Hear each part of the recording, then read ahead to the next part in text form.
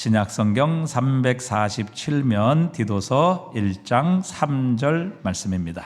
우리 다 같이 함께 읽겠습니다. 자기 때에 자기의 말씀을 전도로 나타내셨으니 이 전도는 우리 구주 하나님이 명하신 대로 내게 맡기신 것이라. 아멘. 이 시간은 제가 어떤 주제로 할까 하다가 일단 복음의 청지기라는 주제로 이렇게 주제를 잡았습니다. 어느 교회 가면은 재직 세미나라 하고 가면은 헌신 예배고, 이것도 원래 헌신 예배인데 그래 시간을 내주니까 뭐 시간 마음대로 하시라는, 너무 길게 하면은 저를 다시는 안 보실 것 같아서 가능한 이제 짧게 분위기 봐가면서 이 교목 생활 하다 보니까 좀 눈치는 좀 빠른 편입니다. 교목은 눈치가 빠르지 않으면 이게 잘 안 되더라고요. 그래서 일단 분위기 봐가면서, 또 어떤 교회 가니까 헌신 예배라는 데도 세미나가 되어 있어요. 그래서 제가 좀 더 느려가지고 한 경우도 있고, 일단 분위기 봐가면서 함께 말씀 중심으로 은혜를 나누면 좋겠습니다. 자기 때에 자기의 말씀을 전도로 나타내셨으니 이 전도는 우리 구주 하나님이 명하신 대로 내게 맡기신 것이라. 전도는 뭐라고요? 하나님이 우리에게 맡기신 것임. 우리가 이 사실을 아주 중요하게 생각하게 됩니다. 하나님이 맡기신 것임. 하나님이 맡기셨으면 그것을 잘 관리하고 담당을 해야 되는 것입니다. 청지기란 무엇인가? 간단하게 설명하면은, 헬라어는 이제 오이코노무스 돼 있는데 신약성경에 1번 나오는데, 이 단어는 오이코스라는 집이라는 뜻과 또 네모라는 관리하다는 말이 합친 것입니다. 그래서 정의를 내린다면 주인을 대리하여 재산을 관리하며 가사를 맡아보는 사람, 다 아시는 그런 내용이 되겠습니다. 간단한 원리를 봅니다. 청지기 원리는 모든 우주 만물의 주인은 하나님이시다. 또 하나님은 우리 인간을 청지기로 세우셨다. 우리를 지으시고 땅을 정복하라, 또 다스리라, 청지기로 세우신 것입니다. 그리고 우리가 타락하고 하나님을 떠나게 됐는데 다시 예수님이 그의 피로 값주시고 우리를 사셨습니다. 그렇다면 이제는 우리의 것이 아닙니다. 우리가 세례를 받는 순간에, 오늘도 저희 교회는 세례식을 베풀었거든요. 세례를 받는 순간에 이미 모든 소유권이 다 넘어간 겁니다. 뭐 신앙생활 한참 하다가 또 재직 회원들 좀 돼서 소유권이 바뀐 게 아니고, 예수님을 믿고 뭐 믿는 순간부터지만 세례 받고 나면 모든 소유권을 다 넘겨야 됩니다. 이 소유권 다툼이 있지 않습니까? 그래서 우리는 이제 청지기의 의식을 가지고 나의 모든 것은 주의 것이다. 주님이 피값으로 나를 사셨다. 그리고 우리의 몸으로 하나님께 영광을 돌리라. 그러니까 청지기의 목적은 하나님의 영광입니다. 우리가 교회에서 열심히 봉사하지만은 은연중에 목사님 써도 마찬가지고요. 나를 위해서 하는 봉사가 될 수 있습니다. 한번 따라하겠습니다. 모든 수고 내가 하고 모든 영광 하나님께. 저는 가끔 이제 우리 성도들과 함께 이 말씀을 나누는데, 모든 수고는 내가 하고 모든 영광 하나님께. 목사도요, 칭찬받으면 우쭐할 수 있고요, 뭔가 좀 잘난 척 할 수도 있습니다. 그래서 우리 모든 정직기의 그 사역의 목적은 이제 하나님의 영광이라. 그래서 나는 무익한 종이다 하는 생각을 있어서는 안 되고, 그리고 마지막에 결산날이 있습니다. 하나님이 우리에게 맡기셨으면 결산하는 날이 있는 것입니다. 그때를 우리가 잊어버리면 안 됩니다. 그리고 좋은 청지기가 되려면 주님의 뜻대로, 주인의 뜻대로 일을 해야 되는 것이죠. 내 마음대로 자기 열심으로 일하는 분이 있습니다. 사실 목회를 해보다 보면은 목사님들이 어려움을 겪는 이유 중에 하나가 뭐냐면은 자기 열심으로 일을 해요. 좀 언론도 하고, 한마디 목사님은 어떻게 생각하십니까? 물어봐야 되는데, 자기 나름대로 열심히 하는데 담임 목사님 볼 때는 이게 일이 안 맞아요. 저희 근사님 한 분은 이제 여전도 회장님 될 때 저한테 전화를 해가지고, 목사님 반차를 뭘 할까요? 이렇게 여쭙니다. 아니, 담임 목사가 반차 뭐 하는가지 이야기하겠습니까? 근데 그 태도가, 그 자세가 좋은 거예요. 아이, 근사님 알아서 하세요. 알아서 하세요. 그래서 교인은 하나님이 또 목사를 사역자로 보내셨을 때 항상 가장 기도 많이 하는 분이 목사님이거든요. 저는 새벽 기도마다, 다른 목사님도 마찬가지지만 새벽 기도마다 항상 하나님 앞에 교회의 사역을 가지고 결제를 봐서, 하나님 어떻게 하면 좋겠습니까? 어떻게 하면 좋겠습니까? 자리 배치도. 어떤 분은 이제 자리를 배치를 해놓으니까 목사님 뜻대로 하겠습니다. 제가 답을 했거든요. 장로님 제 뜻이 아닙니다. 제가 기도하고 결정한 겁니다. 그러니까 항상 어떤 아이디어가 있더라도 목사님 이 어떻게 하면 좋겠습니까? 우리 스님 장로님은 항상 그렇게 하고 계셔요. 어떤 이제 예전도에서 뭘 사업을 한다 하면은 목사님에게 먼저 말씀을 드리라. 왜?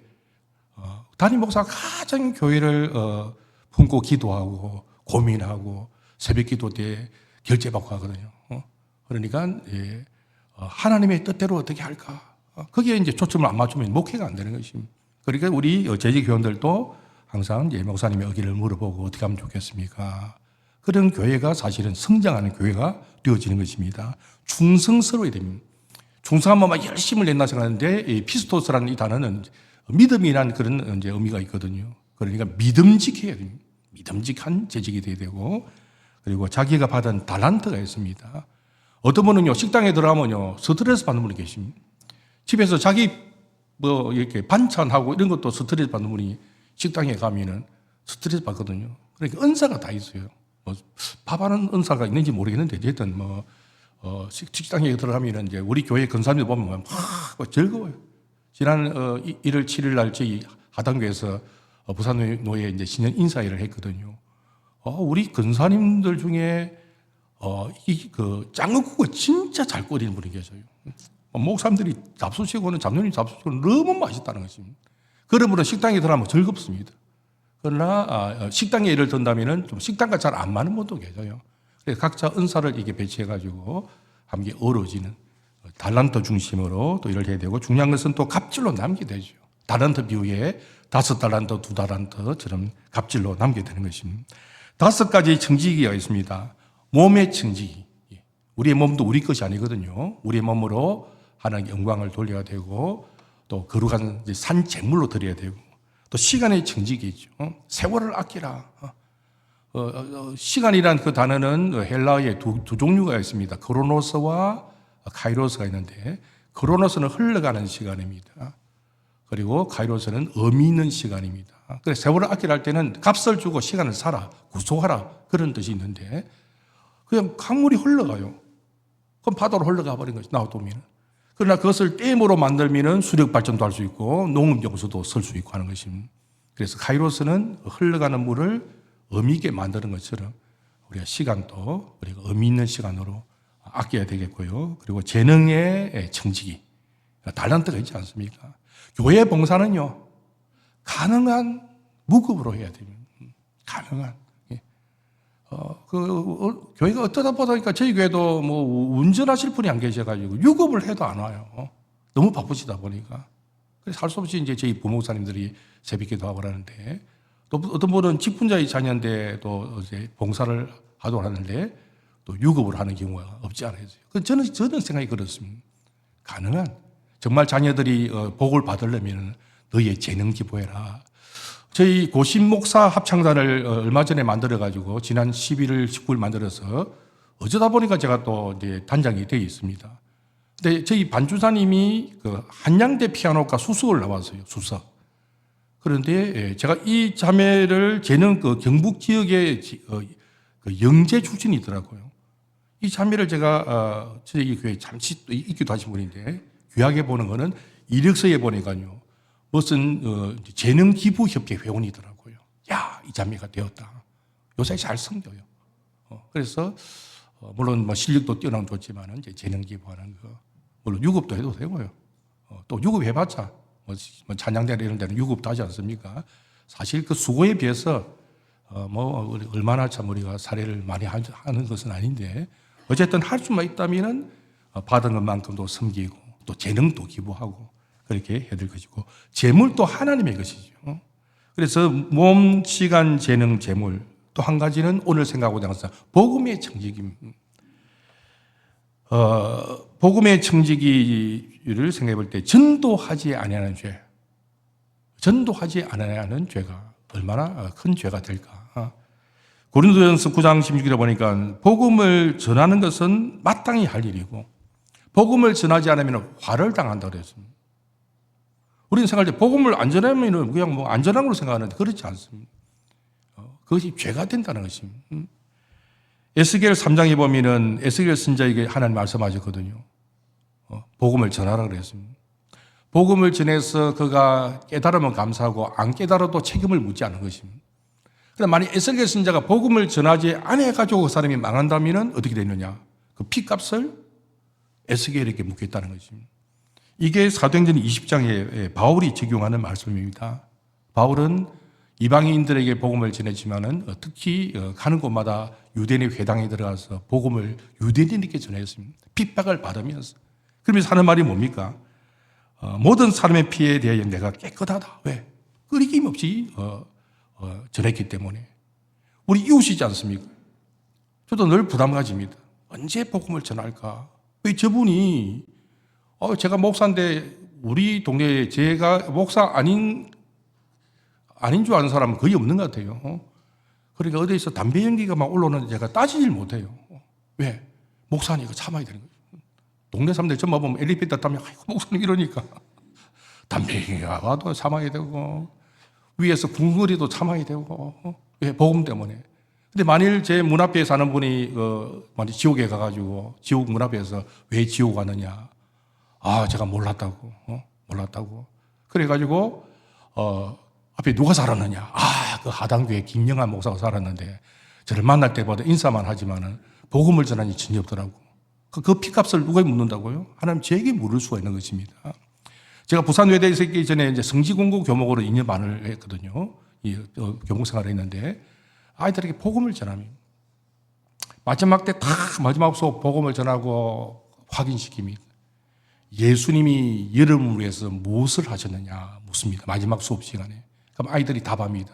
예수님이 우리의 죄를 위하여 십자가에 못 박혀 돌아가셨습니다. 확인시킵니다. 그 제가 큰 소리 칩니다. 내가 분명히 말했다고. 너희들이 만일 예수님 안 믿고 지옥 가면은 이제 못 들었다 소리 하지 말라고. 그러니까 이제 애들한테 좀 겁을 주는 경우가 있는데 어쨌든 전도하지 않은 죄는 심각한 죄입니다. 이게 열왕기하 7장에도 나타나거든요. 아람 군대가 예루살렘 사마리아 성을 다 포위하고 굶어 죽일 지경이 되어 있고 또 성 밖에는 이제 나병 환자가 4명이 있지 않습니까?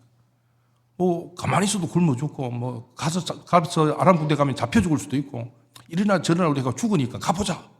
가버리니까 어떻게 되겠습니까? 하나님이 군대 소리를 일으키셔가지고 다 도망가 버린 것입니다. 그래서 먹고 마시고 검은 이렇게 보아 챙기고 이러다 정신이 번쩍 드는 것입니다. 우리가 이 아름다운 소식을 우리가 알고 있는데 입을 다물고 있으면 안 되겠다. 날이 밝아져가지고 이 사실을 안다면 우리가 큰 화를 당하겠다. 그래서 이제 복음을 전하지 않습니까? 그래서 복음을 전하지 않아야 이제 만일 다음에 저와 여러분이 십자가의 그 은혜를 우리가 경험하고서도 침묵하고 예수님 앞에 딱 섰을 때 우리 혼자 그렇게 천국 간다면은 과연 부끄러움을 당하지 않을 수 있겠는가 하는 생각을 하는 것입니다. 전도에 관해서 생각할 때 전도가 왜 실패하는가 저는 5가지로 정리해 봅니다. 전도에 대한 이해가 없어요. 전도가 뭔지를 좀 쉽게 말하면 어렵게 생각해요. 전도를. 두 번째로는 이제 전도에 대한 동기부여가 약합니다. 세 번째로는 전도 훈련이 필요합니다. 어떤 일을 하는 데 있어서 좀 전문성이 있어야 되듯이 어느 또 훈련이 필요한 겁니다. 군대가 훈련을 해야 되죠. 그리고 새신자 양육, 뒷문을 잘 막아야만이 다 아는 사실 정리를 해보는다 생각하시면 되겠습니다. 전도에 대한 바른 이해는 이제 전도의 언을 보면은 여러 가지 기쁜 소식을 전한다, 또 하나님 나라를 도래를 천국이 가까웠다 선포하는 이런 것들, 또 복음을 가르치는 것도 포함되고요. 또 증인이 되는 거, 마르투스 이거는 이제 순교자라는 것으로 해석도 번역도 되지요. 마레테스 제자 삼는 거. 저희 교회도 제자 삼는 거를 역사는 120년이 됐지만 제가 10년 전에 와보니까요. 제자 훈련이 제대로 잘 안 된 교회입니다. 주님이 명령하신 것은 제자 삼는 사역이거든요. 제가 하단교회 왔을 때 이력서를 이렇게 목회 계획서를 내는데 그 당시에 부목사님이 그러시더라고요. 목사님이 제일 목회 계획서를 간단하게 썼습니다. 왜? 주님께서 다 목회 계획을 잡아주신 것이 제자 삼는 사역이거든요. 어쨌든 우리가 또 제자 삼는 사역까지 다 포함해서 넓은 의미의 전도라 그렇게 할 수가 있습니다. 그 다음에 전도의 정의, 다 같이 한번 읽어보겠습니다. 보이십니까? 시작. 예, 넘겨주시고요. 시작. 전도란 예수 그리스도를 믿음으로 이미 구원받은 그리스도인들이 아직 구원받지 못하고 죄 중에 있는 사람들에게 구원의 기쁜 소식을 성령의 도우심을 따라 전파함으로써 그들이 그리스도를 믿고 영생을 얻도록 하는 최선의 사랑의 행위이며 하나님 나라의 건설 운동이며 하나님의 손에 대한 그리스도인의 당연한 응답이다. 나름대로 정리를 해봤습니다. 좀 내용이 많이 넘어가겠습니다. 전도에 대한 발언이 설득이 아닙니다. 설득해가지고 예수 믿도록 한다면 힘들어 못합니다. 정인이 되는 것입니다. 내가 만난 예수 그대로 전하면 되는 것입니다. 어렵지 않습니다. 또 전도는 성경과 역사에 나타난 하나님의 뜻이고 비전입니다. 하나님 나라를 세워가는데 전도를 통해서 세워갑니다.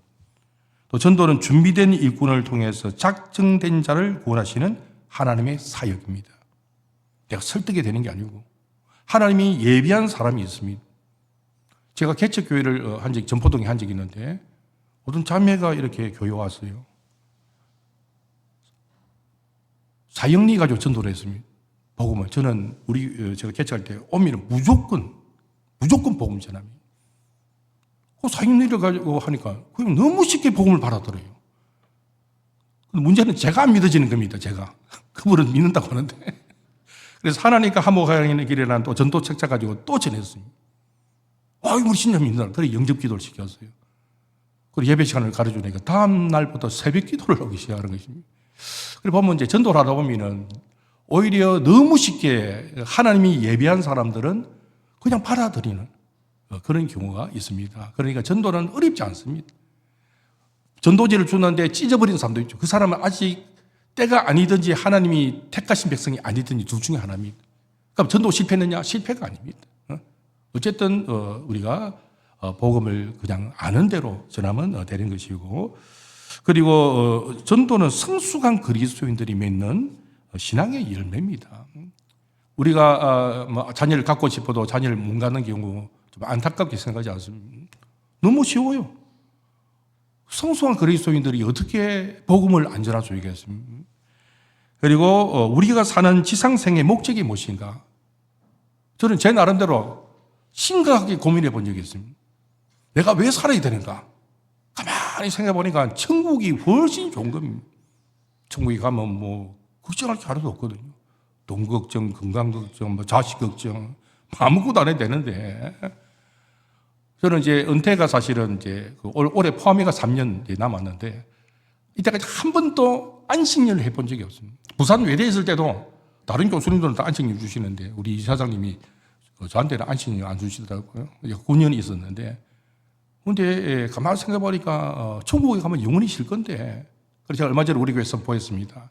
나의 목회는 레임덕이 없다. 저희 목회는 레임덕이 없으니까 저희는 더 열심히 하자. 그런 이야기 했는데, 왜 살아야 됩니까?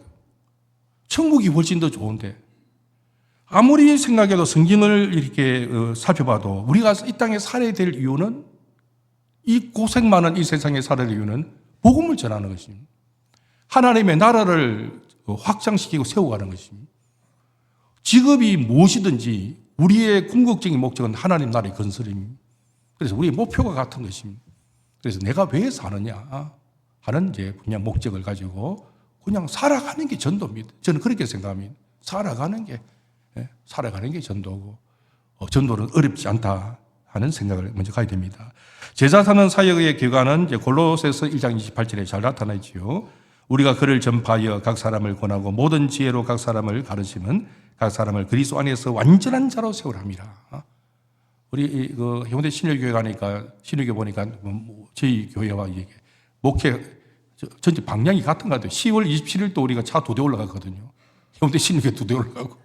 어쨌든 좀 색깔이 비슷한, 저는 고신이고 또 합동이고 신학도 같고, 그런데 제자 삼는 사이입니다. 그래서 전도 대상자를 품고 전도하기까지 쉽지 않죠. 이거를 해산이다, 아이를 낳는 같이 생각하면 됩니다. 결신시키고 나면은 또 쉽지가 않습니다. 그래서 바울이 하는 말이 다시 하는 해산의 수고를 한다. 우리 아이를 배에 보면 어떻습니까? 우리 어머니들이 뭐 저는 아이 안 배봐서 모르겠지만은 이러면 막 배가 부르니까 빨리 놓고 싶어 하더라고요. 놓아놓으면 끝입니까? 더 골치 아프죠. 차라리 뱃속에 있으면 뭐 알아서 다 하는데 안 그렇습니까?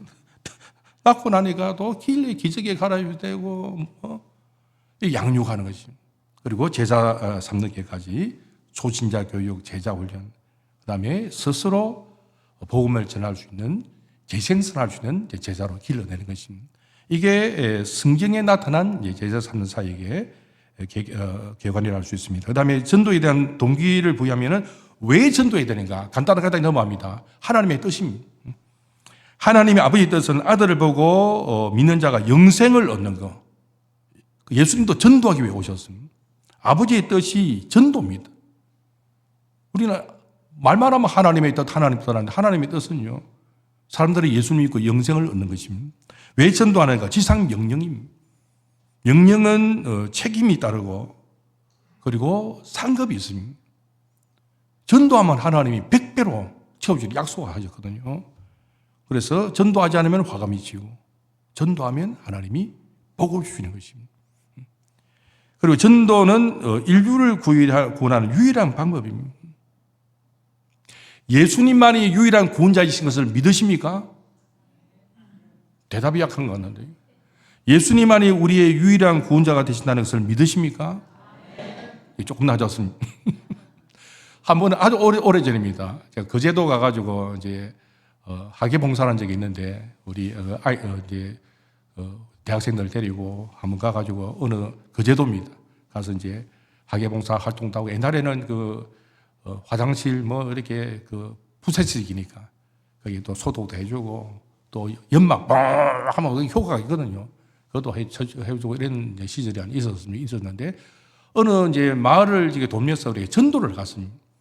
어느 마을에 돌면서 이제 어느 집에 딱 가니까 할아버지가 앉아 계시더라고요. 뭐 저는 그 당시에 젊은 나이고 할아버지 예수님이고 천국 가세요 이러니까 고래고래 고함 지르더라고요.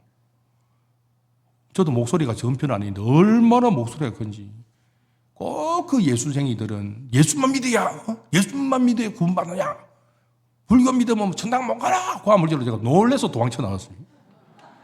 밖에 나가 가만 생각해 보거든요. 예수님만 믿어야 구원을 받느냐. 그때 떠오르는 말씀이 요한복음 14장 6절 내가 곧 길이요 진리요 생명이니 나로 말미암아 저는 아버지께로 올 자가 없느니라. 사람이 해결하지 못할 일이 있습니다. 지금 의학이 발달해가지고 100세를 산다 그러지만은 어떤 신문을 보니까 아무리 사람이 의학이 발달해도 100세를 넘기는 힘든 이야기도 있는데 반드시 모든 사람들 다 죄인입니다. 그리고 반드시 죽습니다. 죽고 나면 끝이 아니고요. 심판이 있어요. 내세가 있습니다. 이 문제를 사람이 해결할 길이 없어요. 누가 해결하겠습니까? 그래서 하나님의 아들을 이 땅에 보내주셨어요. 우리의 죄를 해결하신 분도 예수님 십자가 위에서 사망의 권세를 깨뜨려서 부활하신 분도 예수님 생명의 주가 되셨고 예수님 믿으면 영생을 약속하셨거든요. 그러니까 우리가 독선적으로 예수님만 믿어야 구원받는다 그렇게 하는 게 아니고 구원의 길은 예수님밖에 없는 것입니다. 유일한 구원의 길입니다. 다른 구원의 길이 있다면 우리가 좀 덜 노력해도 됩니다. 우리 다 같이 한번 노력해봐야 되는데 길은 한 길밖에 없어요. 사람이 구원받는 것은 예수님밖에 없는 것입니다. 그래서 우리는 열심히 전도해야 됩니다. 또 전도는 천국과 지옥의 실존을 알리는 일입니다. 사람이 지옥 가고 있는데 가만히 지켜보고 있으면 이게 죄가 안 되겠습니까? 대구의 김길복 권사님이라고 아주 전도 열심히 하는 분인데 그분이 책 제목이 뭐냐면 혼자 천국 갈 수 없잖아요. 혼자 갈 수 없는 것입니다. 저는 한번 저희 누나와 싸웠어요. 왜? 예수님만 믿어야 구원받는다고 했다가 한번 싸웠어요. 그리고 또 싸우려다 해줘야 되는 것입니다. 지금은 저희 누님이 수익로교에 다니십니다. 아주 극적으로 그 이야기하면 시간이 많이 가기 때문에 극적으로 예수를 믿게 하셔가지고 다니는데 솔직하게 욕을 듣든지 말든지 알려줘야 되는 것입니다. 예수님 안 믿으면 안 된다는 사실을 알려줘야 되는 것이죠. 누가복음 16장에 보면은 이제 부사와 나사로 이야기 나오지 않습니까? 그 부사가 지옥 가서 뭐라고 말합니까? 너무 이제 지옥의 불구덩이에 고통 나니까 지옥은 물 한 방울이 없는 것입니다. 물 한 방울만 달라고. 안 된다니까 또 뭐랍니까? 나사로를 우리 집에 보내가지고 내 형제 5명이 있는데 그들 오지 않도록 꼭 전도하다 보면 그런 사람이 있지요. 아유, 우리 부모님이 예수 안 믿고 돌아가셨는데, 아이고, 저도 뭐, 어리상 어떻게 예수 믿겠습니까? 지옥 백성의 소원이 뭡니까? 지옥 백성의 소원은 나는 몰라서 왔지만은 내 가족은 안 오기를 원한다. 이게 이제 그 지옥의 모습으로 누가복음에 나타나 있거든요. 그래서 실존을 알려줘야 됩니다. 그 다음에 전도는 하나님의 나라를 이루는 일이기 때문입니다. 주기도문 기도하실 때 나라가 임하시오며 그 기도만 하는 게 아니고 하나님의 나라가 이루어지는 방법이 전도입니다. 예수님의 재림을 앞당길 수 있는 유일한 방법이 전도입니다. 왜? 마태복음 24장 14절 오니까 천국 복음이 모든 민족에게 증언되기 위하여 온 세상에 전파되면 재림하십니다. 예수님의 재림을 앞당기는 유일한 방법은 전도입니다. 전도하고 택한 백성이 다 돌아왔을 때 예수님이 재림을 하시는 것입니다. 그래서 이런 동기를 가지고 전도는 해도 되고 안 돼도 되는 게 아니고 반드시 해야 되는 것입니다. 그다음에 세 번째는 이제 전도 이제 훈련 단계인데 전도는 좀 준비가 필요하기 때문에 뭐 성령님이 역사도 하시지만은 그 준비 과정이 필요한데 한 5가지로 정리해 보면은 첫째 준비 단계, 접근, 복음 제시, 반대 극복, 결신 이런 단계로 나눌 수 있겠습니다. 준비 단계는요. 1번에 보면은 영적인 준비, 구원의 확신이 있어야 됩니다. 구원의 확신이 있어야지 구원받는 건 아닙니다. 예수님 믿으면 구원받습니다. 그러나 구원의 확신이 있을 때 더 큰 구원의 은혜를 우리 경험할 수 있겠죠. 그리고 영적 진정이 되면 기도해야 되고 또 성령이 너에게 임하시면 성령 충만함이 있어야 됩니다. 외적인 준비도 필요합니다. 세일즈맨이 옷 대충 입는 사람은 거의 없습니다. 하나님은 중심을 보시고 뭐 사람은 외모로 본다. 물론 그 말도 틀린 말은 아니지만 전도할 때는 외모도 갖춰야 됩니다. 외모도. 그걸 제가 좀 성령 수술해라 이런 말은 아닙니다. 그렇게 하지 마시고 단정하게 우리가 그렇게 되고 인격적인 준비. 우리 안에 사랑이 가득 차고 온유함이 있을 때 뭔가 모르게 따뜻함으로 복음을 전할 수 있습니다. 그리고 전략적인 준비도 전도 대상자를 우리가 품기도 하고 어떻게 만날까 이렇게 계획들을 세울 수 있겠습니다. 접근 단계는 이제 만남의 첫 몇 분이 많이 모르는 사람을 만난다면은 첫 몇 분이 대단히 중요합니다. 간단히 소개할 수 있겠죠. 해운대 신일교에서 왔습니다. 요새 아파트 문 열기가 참 힘들고 그런데 만일 이제 처음 어떤 사람 만나 복음을 전하게 된다면 자기 소개 간단히 하고 예비 대화. 바로 뭐 예수 믿으세요 이러면 안 되거든요.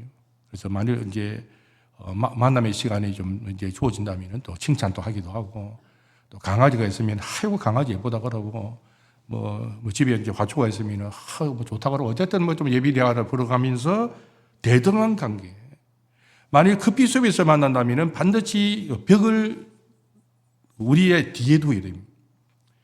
제가 전도할 때 만일 제가 이제 출입구 쪽에 제가 등을 이제 돌리고 있다면은 계속 떠는 사람이 이제 방해가 되거든요. 그래서 항상 자리를 잘 잡아야 합니다. 커피숍에서 한다면은 탁 구석에 탁 등에 벽을 딱 볼 수 있도록 집중할 수 있도록 뭐 그런 것도 하나의 지혜가 되고요. 또 기도 시간에 계속 미리 만나야 됩니다. 그 사람을 품고 계속 미리 만나고 품고 기도하는 그런 접근 단계. 세 번째는 복음 제시 단계는 이제 복음을 전할 수 있도록 준비되려는데 뭐 저 같은 경우는 그냥 뭐 쉽게 이야기 다 하죠. 여러분도 하실 수 있을 건데 제일 좋은 방법 중 하나는 이제 전도지를 가지고 할 수 있겠고 복음을 전할 때는 기도하면서 성령님이 역사하시도록 확신을 가져야 됩니다. 내 안에 구원의 확신이 없으면 전도할 수 없겠죠. 그리고 함께 공감하도록 하고 상대방의 반응에 민감해야 됩니다.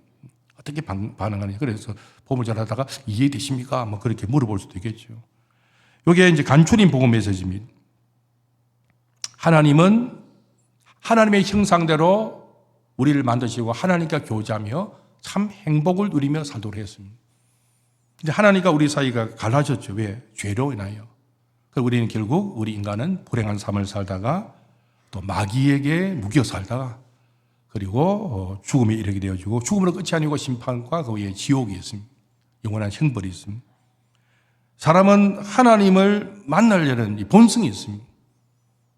그래서 종교를 만드는 것입니다. 저는 뭐 고등학교 다닐 교목할 때는 애들은 이제 종교 과목을 가르치고 제 과목이 중등 교원 자격증이 국민윤리 가르치고 그렇게 했는데 종교도 그렇게 생겨난 것입니다. 또 철학 그리고 선행 착해야 전당 간다. 돈이 최고다. 인생의 행복은 돈이다. 이 모든 것이 하나님께로 나가는 길이 될 수 없습니다. 사람에게는 해결책이 없습니다. 그래서 하나님의 해결책을 화살을 펴보면 하나님이 예수님이 땅에 보내주신 것입니다. 예수님이 길이고 진리고 생명이십니다. 왜? 우리를 위해 십자가에 못 박혀 죽으시고 우리 죄를 대신하여 부활하셨습니다. 죄와 사망에로부터 우리를 해방시켜 하셨습니다. 이 사실을 듣고 믿음으로 구원받습니다. 요한복음 5장 24절 말씀, 내가 곧 길이요 내가 진실로 너희에게로 이르노니 누구든지 내 말을 듣고 믿는 자는 영생을 얻었고 심판에 이르지 아니하며 이미 사망에서 생명으로 옮겼다 하는 것입니다. 그래서 예수를 믿으면 되는데 믿는 게 뭐냐? 요한복음 1장 12절 영접하는 겁니다. 영접한 자 곧 그 이름을 믿는 자들이 하나님의 자녀가 돼.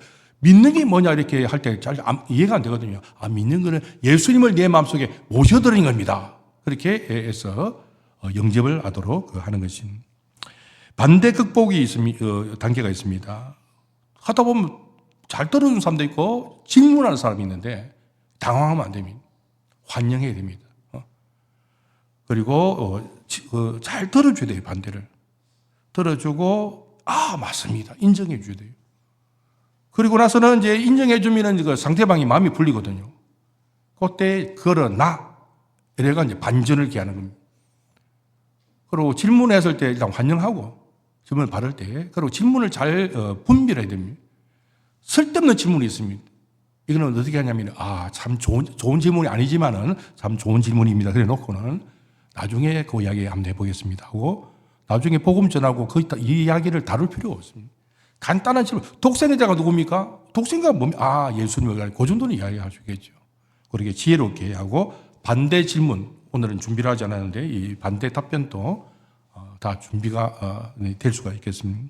그다음에 결신 단계는 이제 그 상대방의 반을 보면서 복음을 전하고 이게 이제 중요한 단계죠. 이해가 되십니까? 이해가 돼야 되지 않겠습니까? 또 영접하기를 원하십니까? 초청하고 영접 기도를 지키고 결신 후에 또 간단하게 예수를 믿으면 어떤 결과가 주어지는가 그런 이제 확신을 심어주게 되는 것입니다. 영접 기도문은 이런 내용들이죠. 예수님이 나의 죄를 위해 죽으시고 예수님 내 마음 모셔드립니다. 그런 내용들 잘 아시는 내용입니다. 영접 결과는 예수님이 성령으로 우리 안에 들어와 계신다.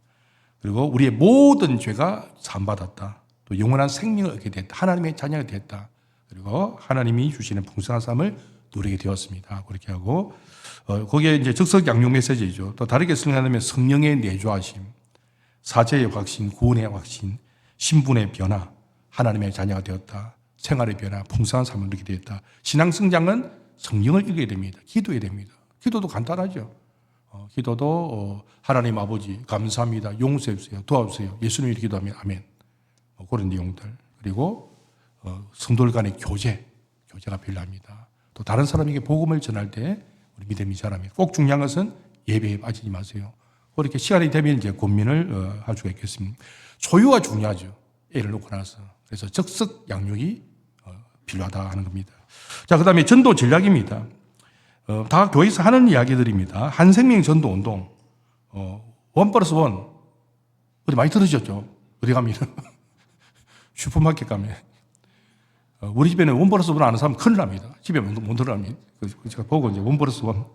예. 우리 집 사람은 1+1을 너무 좋아해요. 중요한 것은 1+1이 이제 전도에 적용돼야 되는데, 이게 계신 분만이 올 한 해 한 사람이 한 번만 전도해도 교회가 엄청 부흥됩니다. 많이 전도를 하지 말고. 1+1은 우리 교회 배가 부흥이죠.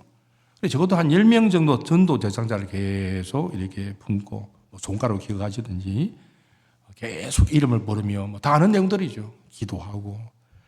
또, 복음을 전할 때는 마귀가 역사하기 때문에, 그 마음이, 마귀에 고미해지지 않도록 계속 기도해야 됩니다. 그리고 기회가 있을 때 이제 접촉하죠. 이제 전화할 수도 있고, 요새 카톡도 있고, 만나서 밥을 먹을 수도 있고, 연말에 전도 시상을 하는데 사실은 그 돈이 많이 들더라고요. 시상을 하지만은 제가 이야기하거든요. 이 시상은 안 해도 되지만은 전도하려면 진짜 돈이 많이 든다. 시간 투자해야 돼, 물질 투자해야 되지요. 그리고 적당한 시기에 이제 교회로 이제 인도를 하는 겁니다. 성숙한 신자가 될 때까지 이제 보살피는 것이죠. 새가족반이라든지 다 하는 이야기입니다. 그리고 구역 남녀 전도회. 새가족이 딱 오면은 구역장이 붙어야 되고, 그다음에 그 기관에 남녀 전도회가 있으면은 회장이 붙어가야 되고, 주변에 딱 이렇게 소식이 나오면은 만나가지고 제가 구역장입니다. 이래서 미리 이렇게 파악하고 중보기도 하고 그럴 필요가 있습니다. 자, 전도 구호 한번 봅니다. 따라합니다. 한 생명 돌아보고 한 생명 구원하자. 우리 모두 한 명 전도. 우리 교회 배가 부흥. 예. 그리고 전도 이렇게 운동할 때 오늘 또 혼자 오셨습니까? 다음 주일 또 혼자 오실 겁니까? 예. 그러면 이제 마음에 부담이 되면서도 다 들고 하더라고요. 오늘도 혼자 오셨습니까? 다음 주도 또 혼자 오실 겁니까? 그래가 이제 부담을 주면 이제 되고요. 어쨌든 전도할 수 있다, 전도한다면 된다, 전도 한번 해보자. 이렇게 어쨌든 분위기자고요. 관계 중심 전도입니다. 나와 관계되는 사람. 계속 그러니까 오히려 교회를 오래 다니는 분들, 목사들은 더 힘든 것 같아요. 만나는 게 계속 목사님들이거든요. 또 이제 초신자들이 전도를 잘하는 이유가 왜냐하면 거의 다 안 믿는 사람들 친구거든요. 그래도 이제 관계 전도, 세례 요한이 함께 했던 두 제자, 그 중에 한 명은 안드레, 그다음에 안드레가 베드로, 그다음에 빌립, 나다넬 이렇게 계속 관계. 그러는 게 줄줄이 이렇게 사탕처럼 비엔나 소세지처럼 딸려오는 이제 그 효과가 있거든요. 어쨌든 지금은 관계 전도를 안 하면 안 됩니다. 어떤 날 제가 좀 창피를 줍니다. 오죽 사회생활을 잘못했으면 한 사람도 못 데려오느냐. 그렇습니까? 돈을 줬어라도 데려오느라. 오죽 관계를 못하면 교회 나가보자 그 소리를 못하는 겁니다. 시장산에 잘 열심히 하고 이웃 사람들하고 관계 좋으면 전도를 하면 따라 나올 수도 있지 않겠습니까? 관계를 잘 맺어요. 이 성도들이 이제 주위 사람 관계를 잘 맺어서 당겨도. 저도 지금 이제 계속 기도하고 있습니다. 한 분을 우리 해운대 신일, 우리 하단교회가 아니고 해운대 신일교회 지금 등록시키려고 될지 안 될지 모르겠지만 지금 열심히 지금 기도하고 있습니다. 이웃사랑 전도운동을 저희들은 이제 다 하는 이야기인데 목표는 두 가지입니다. 이웃을 구원하자는 것입니다. 또 하나는 교회 안에 불신자가 있습니다. 좀 그렇게 말하기 좀 너무 세게 말은 가는데 교회 안에 오래 다녔지만 복음을 모르는 사람이 있습니다. 그리고 계속 전도운동 하다 보니까 계속 복음을 또 전하게 되어지고 그러다 보니까 성도들이 복음으로 무장됩니다. 그럼 영이 깨어나기 시작합니다. 복음은 놀라워요. 수학 같은 데 어떤 그 과목의 기초가 아니고요. 복음은 전부입니다. 구약시대를 생각해 보십시오. 얼마나 피냄새가 가득합니까? 성전에 들어오거나 성막에 올 때 얼마나 피냄새. 교회는 피냄새가 나야 돼요. 예수 그리스도의 보혈의 냄새가 확 나야 되는 것입니다. 교회 왔는데 복음을 못 듣고 갔다. 곤란하죠. 어쨌든 복음으로 무장이 되는데 전략은 간단합니다. 성도님들이 부담을 안 갖도록 와서 보라는 겁니다. 데려오라는 것입니다. 데려오라고. 그럼 누가 복음 전하느냐? 제가 전하는 것이죠. 반드시 복음을 듣고 가도록 보냅니다. 그러니까 성도님들 데려오세요. 복음은 제가 만나서 환영하고 복음을 전하는 것입니다. 그리고 초청 주일 때는 이제 복음을 전하고 이제 영접기도 시킵니다. 주 예수님, 주 예수님. 그러니 다 눈 감고 기도하도록 하면서 이제 콜링하죠. 예수님 믿을 분들은 따라하시길 바랍니다. 이미 믿는 분들은 도와주는 의미에서 함께 기도하겠습니다. 주 예수님, 주 예수님. 그렇게 이제 따라하도록.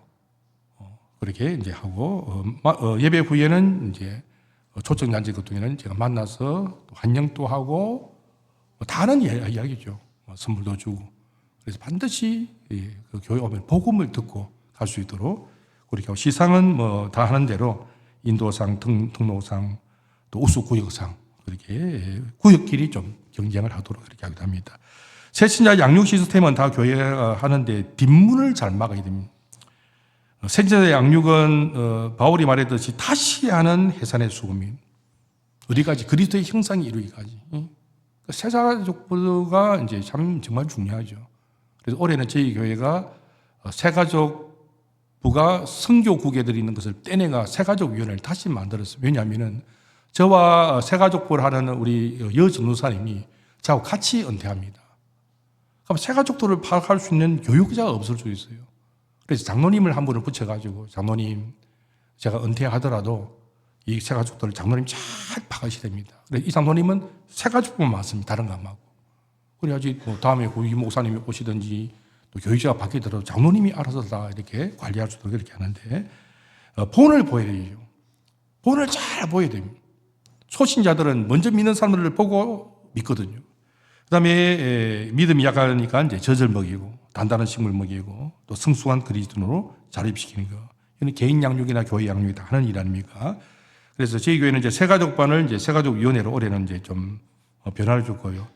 어쨌든 수료 함의는 구역과 남녀전도에 배치해서 빠지지 않도록 하고, 감사하게도 뭐 다른 교회도 마찬가지겠지만은 저희 교회의 평균 연령이 52세입니다.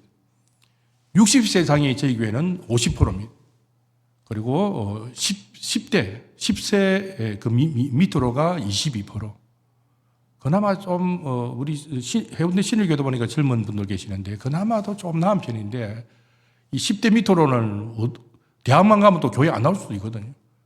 그래 앞으로 참 교회가 이제 힘드는데 2018년도 2016년도부터 제가 2014년도에 왔으니까 16년도부터 통계를 쭉 내보니까 저희 교회는 이제 35%가 새가족들입니다. 35%가.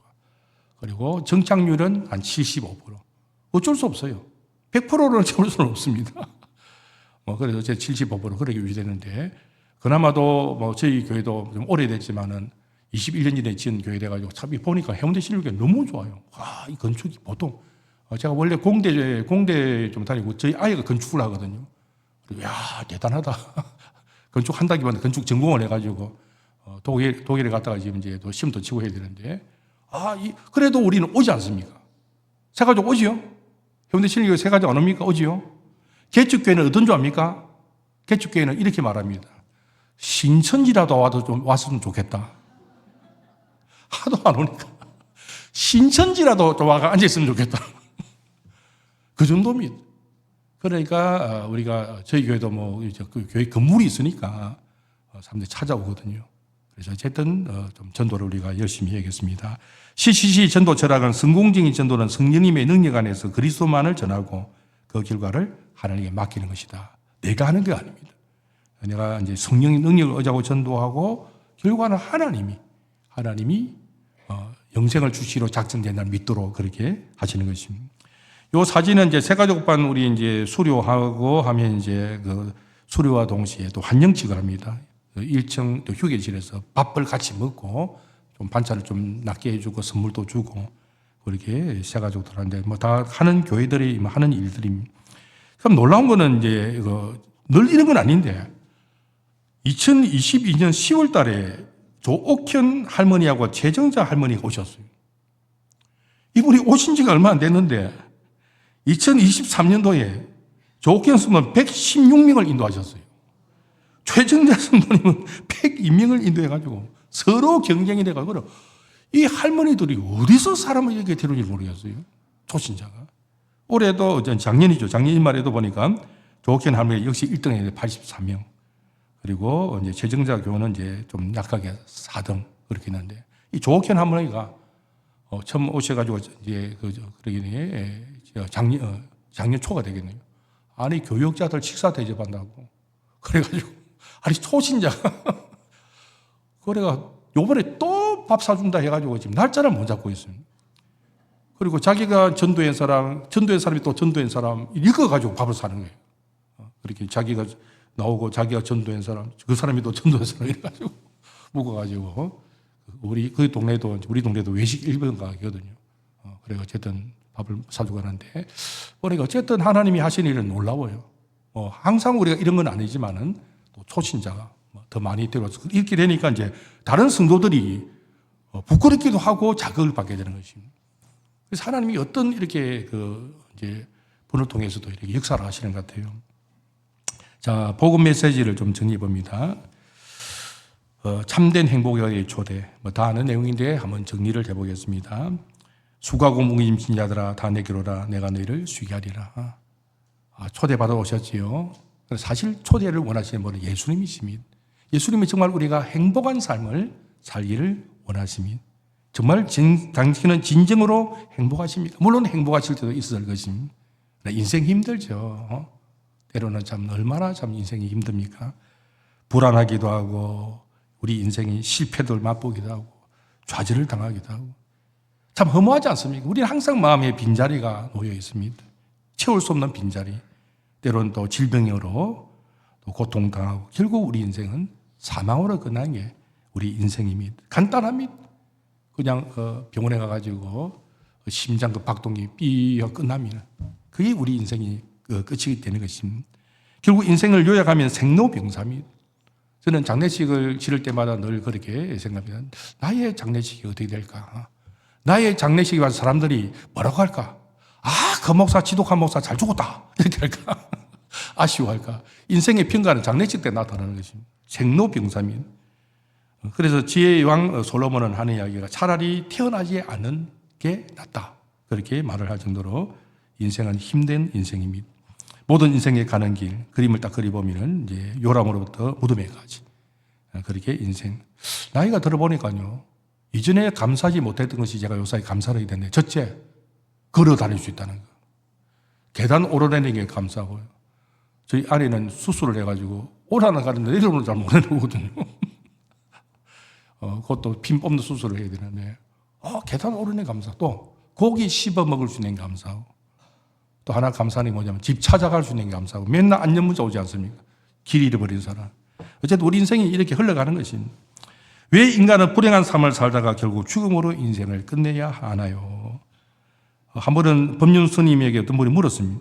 스님, 죽으면 어떻게 되는지 궁금합니다. 기독교는 천당과 지옥에 또 불교는 극락에 간다는데 영혼이 있는지 어떻게 되는지 궁금합니다. 제가 유튜브에 묻더라고요. 그렇긴 법륜 스님이 솔직해요. 모릅니다. 모른다는 겁니다.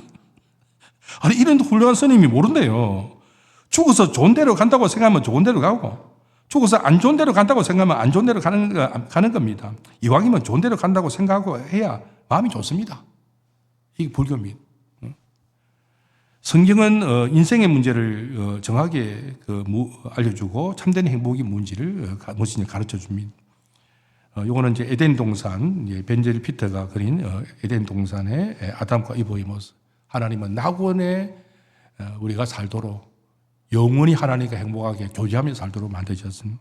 근데 결국 우리 인생은 어떻게 됐습니까? 죄를 범함으로 선악과 나무의 그 과실을 먹음으로 에덴 동산에서 이제 추방된 겁니다. 이거는 비스타버 도레라는 사람이 이제 파나입니다. 모든 인생에 가는 길, 모든 사람이 죄를 범했습니다. 그래서 하나님의 영광에 이르지 못하게 되었습니다. 그리고 죄의 삭은 사망입니다. 죄 때문에 우리는 죽음에 이르게 되어졌습니다. 인생은 죽음으로 끝나는가요? 인생이 이렇게 죽음으로 끝나야 되는가? 그래서 죽음학을 연구하는 분이 계시는데 최준식 교수님, 이화여대 교수님, 죽음학회 회장. 죽음학을 저는 이제 이게 있는지를 몇 년 전에 알았습니다. 죽음학을 이제 연구하구나. 잘 죽자는 것입니다. 죽음이 뭐냐는 것입니다. 정연재 교수님, 설교대 명예교수님입니다. 죽음은 소멸이 아니라 옮겨간다. 이분들이 연구 결과는 죽음으로 끝이 아니라는 것입니다. 이분들이 뭐 이상한 사람들이 아닙니다. 교수님들입니다. 죽음으로 끝이 아니다. 그러니까 이제 죽음 위에 모든 인생이 가는 길이 한 번 죽는 것은 사람에게 정해진 것이고 그 위에는 심판이 있다는 것입니다.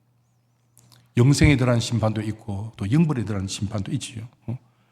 결국 다르게 이야기하면 천국과 지옥이 있다는 것입니다. 일본에 가서 한번 집회를 했을 때는 그 지옥이라는 말을 잘 안 쓰더라고요. 나쁜 데 간다. 좀 순화시키 가는데 지옥은 지옥이죠. 성철 스님이 유언을 남긴 게 있죠. 30년 전에 돌아가셨는데 내 죄는 이제 산보다 높다. 죄값을 해결할 자가 없다. 우리는 구원이 없다. 딸하고 관계가 안 좋아서 내가 잘못했다. 결론은 나는 지옥 간다. 이분도 아주 정직한 분입니다. 이게 불교입니다. 아무것도 없어요, 불교는. 어떤 종교도 우리를 구원의 길로 이끌 수 없는 것입니다. 모든 사람은 그래서 구원을 받아야 됩니다. 딱 세 가지. 모든 사람은 죄인이고, 모든 사람은 죽게 되고, 죽는 끝이 아니고 심판이 있게 되고. 이 문제 사람이 해결할 수가 없어요. 해결책이 없어요. 그래서 해결책이 뭡니까? 하나님이 우리를 사랑하셔서 하나님의 아들 예수님을 이 땅에 보내주신 것입니다. 저는 이제 그 대학에 이제 교목 생활을 하면서 채플도 인도하고 하면서 애들에게 이제 첫 시간에 그런 이야기입니다. 채플하면 애들이 뭐 그 선입견이 안 좋은 게 있어가지고 막 뭐 이렇게 기분 나빠 들어오는 애들 많습니다. 그래서 제가 이야기하거든요. 저는 여러분이 기독교인의 얘기를 원하지 않습니다. 그러면 아이들이 그때서야 눈을 이렇게 둥그렇게 뜨면서 쳐다봅니다. 아니, 교목이 목사가 기독교인의 되기를 안기는 원한다니까 이제 쳐다봅니다. 그때 이야기하죠. 저는 여러분이 예수님의 안에 있는 생명을 얻기를 원합니다. 그리고 율동도 한다니까요. 채플 시간에. 하나님이 세상을 이처럼 아니, 뭐, 교목이 뭐, 애교를 부리가면서 애들 어떻게 하면 복음을 전할까, 이래가, 이제. 하나님 우리를 사랑하셔서 하나님의 아들 예수님을 이 땅에 보내신 것입니다. 왜 오셨느냐? 하나님의 아들이신 예수님이 우리를 구원하시기 위하여 사람의 몸으로 오신 것은 죄와 죽음과 영원한 지옥 형벌로부터 구원하시기 위하여 오셨습니다. 뭘 하셨는가? 십자가에 못 박혀 죽으셨습니다. 우리의 죄를 대신하여. 믿으십니까? 저는 충격을 받았습니다. 그 이야기를 좀 한다면요. 저는 철저한 불교 가정에 태어났습니다. 어느 정도 불교 가정이냐? 저희 부모님이 결혼을 하시는데 나중에 이야기를 들어보니까 저희 친할머니, 외할머니가 절에 가서 만났답니다. 너무 친해지다 보니까 야, 우리 사도 맺읍시다 이래가지고 우리 부모님을 결혼을 시켰답니다. 그래서 제가 태어나는데 이제 뭐 이래봬도 제가 3대 독자로 태어났습니다. 좀 뭐 알아주시면 좋겠습니다. 3대 독자로 태어났는데 그래가지고 어릴 적에 따라다니는 게 절만 따라다녔습니다. 저희 그 외가가 좀 잘 살았어요. 저희 외조부께서 양산 초대 양산 군수시거든요. 국회의원도 이제 2분 하시고 또 영도의 그 대한도기회사 그것도 하시고 어릴 적에 경제적인 어려움은 또 미안하게 얘기지만 전혀 없이 자랐는데 고등학교 때 제가 방황을 했습니다. 저희 아버지는 경남고등학교 1회 졸업생입니다. 제가 볼 때는 저희 아버지는 천재입니다. 저희 집에 책밖에 없어요. 단지 안에도 책입니다. 단지 안에도. 저희 어머니 하시는 이야기가 내가 너가 아버지하고 결혼했는지 책하고 결혼했는지 모르겠다. 공부를 너무 주입을 시킨 겁니다. 저는 또 외아들이니까 저에 대한 기대가 너무 컸어요. 저희 누나도 이제 부산대학 나와가지고 또 동의대 교수로 지내고 이제 은퇴하고 다 그렇게 하고 또 여동생들도 다 이제 중등 교원들이고 그래가 이제 퇴임도 하고 했는데 아들이 너무 기대를 거는 거예요. 그래서 제가 고등학교를 이제 경남고등학교를 들어가게 되는데 시험지가 떨어졌습니다. 그 당시에 시험이 너무 쉬웠어요. 박정희 대통령 아들이 뭐 공부를 못해가지고 시험을 지켜냈다는 이야기인데 진짜인지 아닌지 모르겠고요. 그래가 몸이 약했어요. 저희 아버지는 몸이 좋았는데 저는 몸이 약했어요. 체력장애 이제 4점을 먹고 가니까 이제 16점 맞아가지고 20점 만점에 4점을 까먹고 가니까 만점을 거의 받아야 경남고등학교에 들어갈 수 있었습니다. 근데 하나님이 저를 불쌍히 기사 뺑뺑이를 잘 돌려가지고 경남고등학교에 들어갔는데 얼마나 스트레스가 쌓이면 저희 아버지는 중학교 1학년 때 저를 보고 뭐라고 하시고 하니까 영화나 나는 아버지가 소원이 있는데 자식이 공부하다가 죽었다면 한해 없겠다는 것입니다. 그런 아버지하고 한번 살아보십시오. 자식이 공부하다가 죽었다면 한해 없겠다는 것입니다. 아버지는 말이야 너희 할아버지가 공부하자라고 말했을 때 이불을 뒤집어 쓰고 그 간에 그 이제 백일 그 전구를 넣어가지고 숨어서 공부를 했단다. 아버지는 말이야 공부할 때 송곳을 탁 박아놓고 이게 송곳을 하라고 완전히 사람이 돌 것 같아. 그래서 제가 고등학교 다닐 때는 영어를 좀 문법 위주로 잘했는데 막 대학 가고는 아버지 벗어나서 막 영어가 꼬리 보이고 싶어요. 영어를 지금 잘 못합니다. 제가 부산 외대 교목하다 보니까 당연히 영어를 잘할 줄 알았는데 부산 외대의 공용어는 한국어입니다. 그래서 제가 뭐 따로 뭐 영어를 왜냐면 베트남 여학생하고 일본 남학생하고 교제하는데 보니까 대화가 뭐로 하는 게 한국어로. 그러니까 제가 뭐 영어 할 기회가 별로 없이 뭐 편하게 살았습니다. 어쨌든 근데 제가 고등학교 때 방황했어요. 그래서 조금 뭐 방황하고 술도 좀 마시고 그러다가 고등학교 3학년 때 그 방황을 해가지고 휴학 기회를 3학년 9월 하순쯤 냈습니다. 그래서 방황했어요. 한 해 또 재수해가지고 경남고대 들어야지요. 제가 고등학교를 4년제를 나왔습니다. 고등학교를. 뭐 좋은 말로. 그래서 복학을 딱 했는데 이제 마음 잡았죠. 이제 나이도 이제 20살 되고 이제 그 성년 나이게 되니까 이 아버지 소원이 아니어가지고 열심히 공부해야겠다는. 그때 온 게 뭐냐면은 폐결핵입니다. 술도 마시고 위장도 상하고 계속 위장 약을 먹었거든요. 그래서 폐결핵이 와가지고 결국 인생은 죽는 거더라고요. 그래서 제가 심각하게 고민했습니다. 인생이 뭐야? 그때마다 계속 염세주의 철학에 이제 몰두 하는 거죠. 인생이 뭐냐? 인생이 뭐냐? 인생이 뭐기는 죽는 거야. 인생이 끝이더라고요. 아, 인생은 빨리 죽는 게 낫겠구나. 극단적인 생각을 하게 되었습니다. 근데 제 친구가 지금 이 친구 어디냐면은 이제 반송동의 방송치과 원장 정준입니다. 이 친구가 제 이야기를 들은 거예요. 듣고는 깜짝 놀래가. 지는 교회를 안 나가면서 저보고 영환아, 이 교회 한번 나가볼래? 이렇게 해가지고 저는 불신자의 전도를 받아가지고 나간 게 이제 부산 침례교회입니다. 그래가 이제 예수 믿게 됐는데 침례교회 가니까 이제 뭡니까? 담임 목사님이 너무 저를 좁아지더라고요. 왜냐하면 고등학교 3학년 학생이 교회를 안 빠지고 나오거든요. 처음에는 교회를 못 다녔어요. 왜냐하면 몸이 안 좋아가지고 택시를 타고 오전 10시 등교하고 12시 하교하고 그렇게 왔다 했는데 몸이 좀 나아져서 친구 이야기 듣고 교회 안 가보자. 그 교회 가게 되었어요. 근데 목사님 볼 때는 뭐 신기한 학생이죠. 고3이 공부는 안 하고 교회를 열심히 나오니까. 그래가 이제 침례교회는 침례를 주지 않습니까? 그 침례 문답에 들어갔어요. 그때 목사님이 대뜸하신 말씀이 김용환 씨, 예수님이 당신을 위해서 해주신 것이 있는데 그게 뭐냐 묻더라고요. 저 깜짝 놀랐죠. 보니까 아버지는 뭐 제가 뭐 공부 안 한다고 용돈도 안 주는데 다 저희 어머니가 다 해주신 거거든요. 그 답은 해요. 그래서 답을 했죠. 평안을 주십니다. 아, 맞다고. 예수님 우리에게 평안을 주신다. 그래서 저는 합격이 된 줄 알았는데 그거 말고 예수님이 당신을 위해 해주신 일이 뭐냐. 그때 옆에 답을 한 제 친구가 교회 다니는 친구 동생인데 지금 얼마 전에 만나니까 저를 모르더라고요. 진해 침례교회 강대일 목사입니다. 그 친구가 같이 세례문답을 했는데 침례문답을 했는데 답을 하기를 예수님이 나의 죄를 위하여 십자가에 못 박혀 죽으셨다는 것입니다. 그 이야기를 듣는 순간에 제가 정말 충격을 받았습니다. 얼마나 충격을 받았냐. 몸살 더 누워버렸습니다. 다음날 주일날 토요일날 세례문답하고 나서는 세례를 못 받았어요.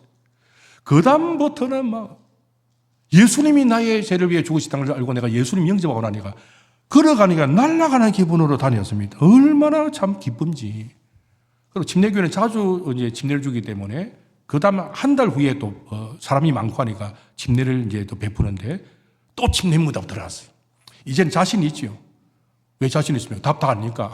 목사님 물으면 답하려고 딱 하는데 세상에 목사님이 저 순서에 따와가지고 질문을 바꾸시더라고요.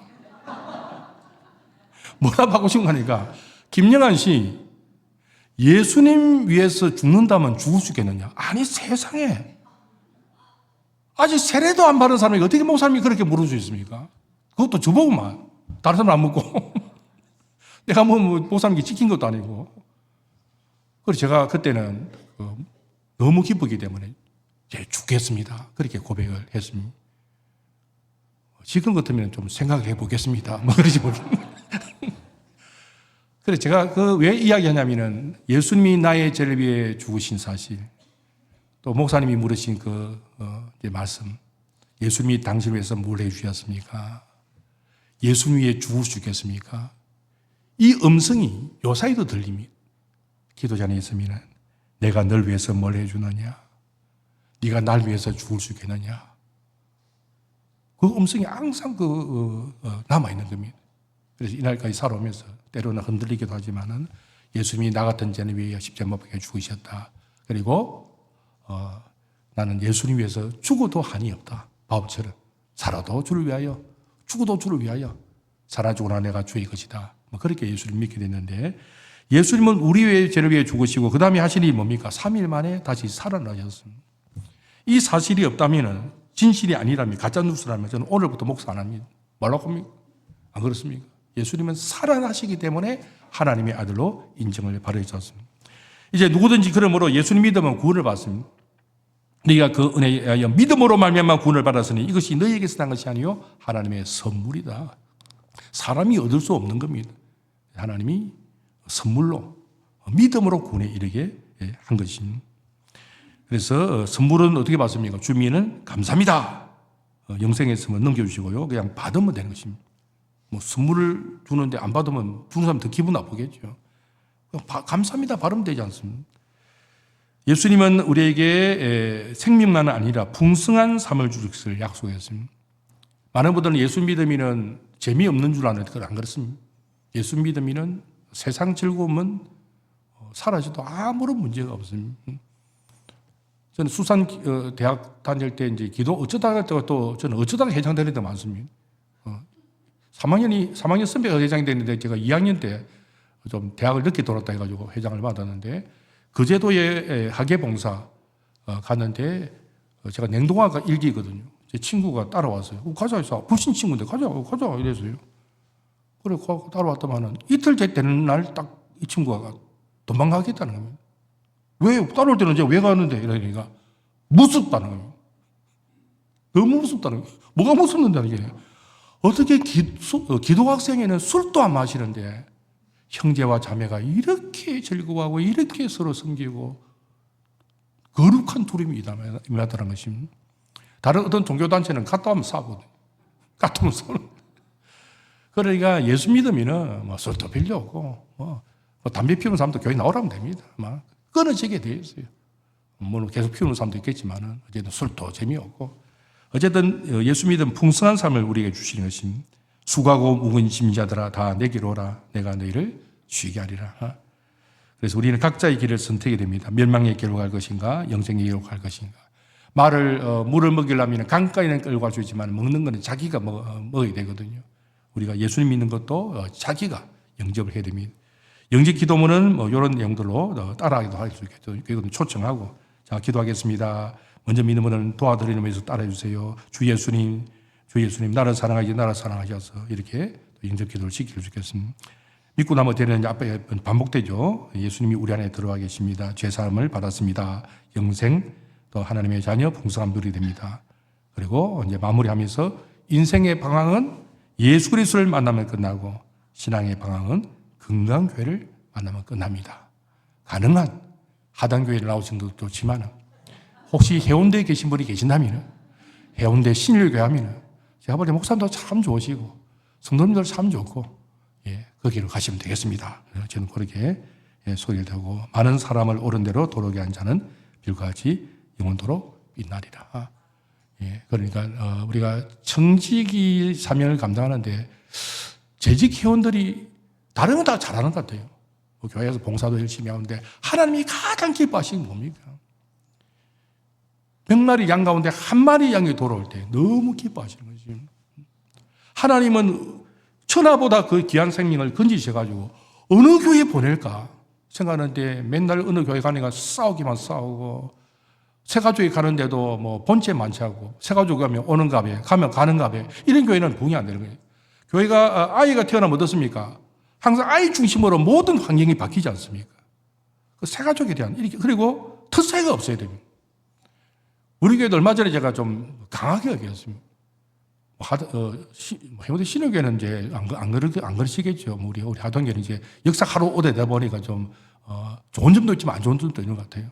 특색. 그렇게 다른 데서 권사님 되시고 집사람들 오시면은 들어보니 힘든답니다. 적응이 힘든다. 초신자는 오히려 안 그래요.